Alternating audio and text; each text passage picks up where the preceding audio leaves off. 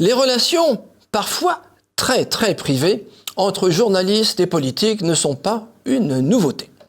Dans le cadre de ce mélange des genres, intéressons-nous à Anna Cabana, alias Miss Ibiza.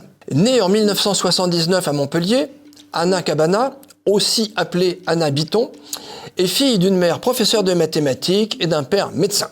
Tous deux juifs marocains dont elle loue les qualités de baba passionné par la psychanalyse qui lise Libération. Hippocagne, Sciences Po, elle grandit entre Nîmes, Annecy, Aix et le Maroc, qu'elle tient comme son refuge.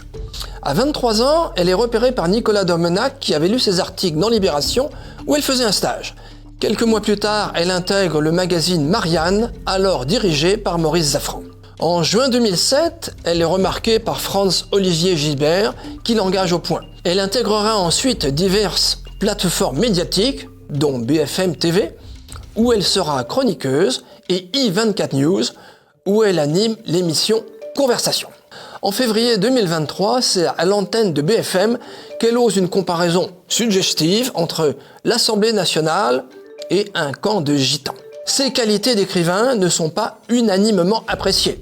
La sortie de son livre « Cécilia Sarkozy », qu'elle signe de son nom de jeune fille, Anna Bitton, irrite le chef de l'État, Nicolas Sarkozy. Certains de ses collègues dénotent chez elle une propension à la complaisance.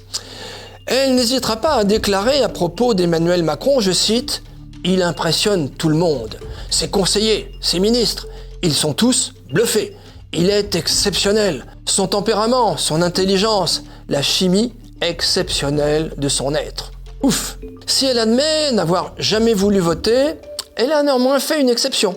En 2017, préférant le candidat Macron à une Marine Le Pen contre laquelle elle se sentait le devoir de voter, par obligation, dit-elle, mais point barre.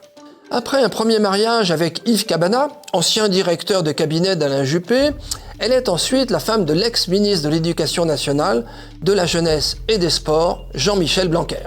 C'est à ce moment que se situe un épisode burlesque.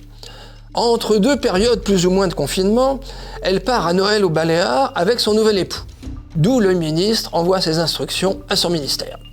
Le ministre est alors attaqué pour abandon de poste.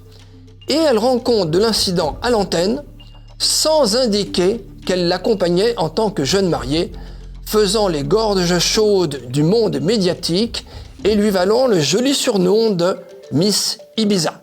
Frayant de près avec les réseaux politiques, qu'elle a souvent dépeints, celle qui se revendique, je cite, comme un agent double, n'aurait-elle pas tout simplement franchi les frontières un peu incestueuses qui mènent souvent les journalistes dans les coulisses de la scène politique ?